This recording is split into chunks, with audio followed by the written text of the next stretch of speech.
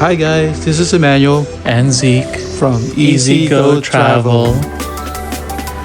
On this video, we'll be going over what we did in Marina di Carrara, our second stop on this Virgin Voyages cruise. So to start off the day, we had breakfast at the wake, and it was really delicious. And after that, we made our way down and disembarked. And Marina di Carrara is actually the capital for the marble. And we were there on time, but unfortunately, once we did arrive to our transfer stop, the bus was delayed, so I had to wait a little bit longer.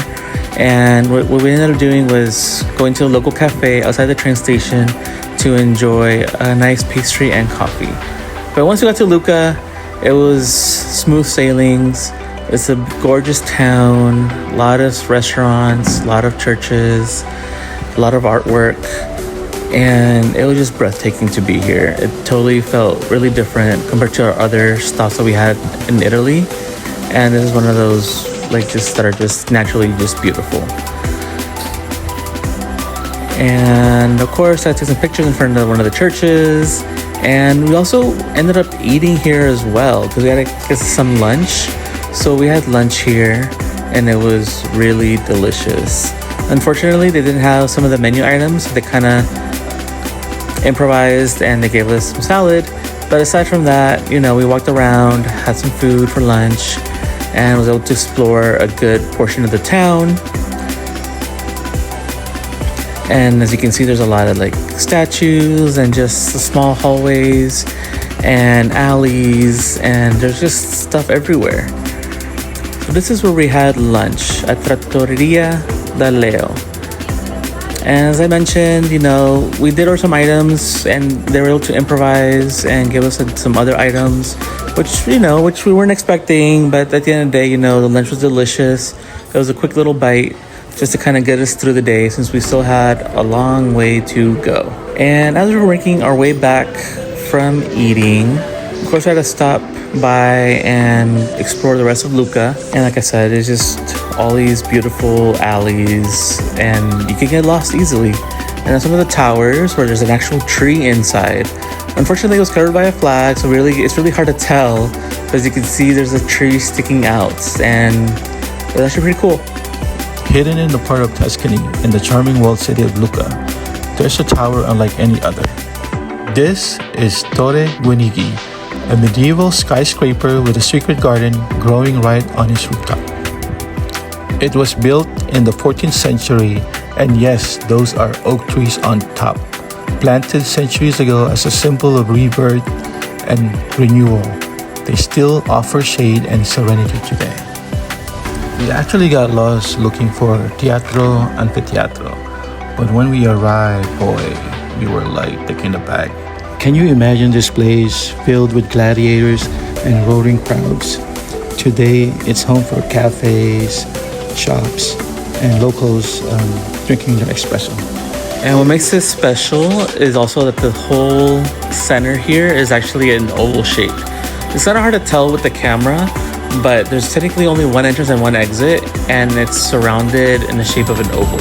It's pretty cool. So once we were done, we ended up missing our train to Pisa because we had a short time in Lucca.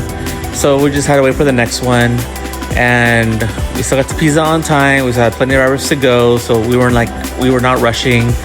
But once we got here, it was busy. It was my first time here in Pisa, the Leaning Tower of Pisa. As you can see, it is leaning. And as you can see, there's also a lot of people. It is high. It attracts a lot of people for tourism. You have people posing, trying to catching it or pointing at it, as you can see here. But it's definitely one of those Instagrammable, picture-worthy places.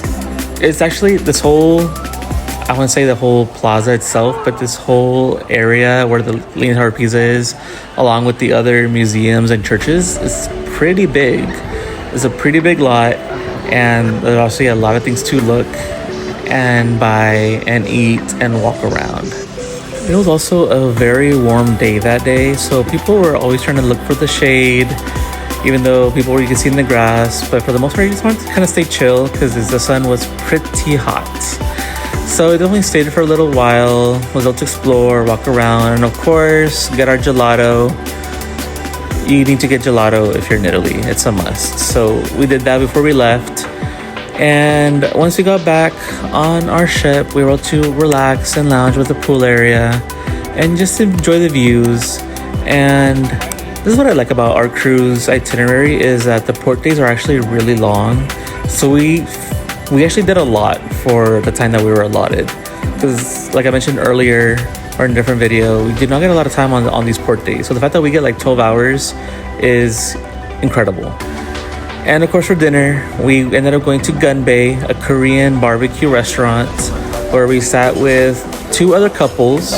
And luckily we had a chef that basically cooked everything for us, so we did not have to burn anything of our food. So I consider that a successful dinner experience.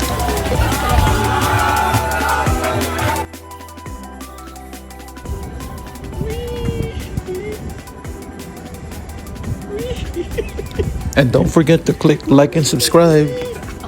Thank you. See you next time. Bye. Oh no, how does it feel? Oh, okay.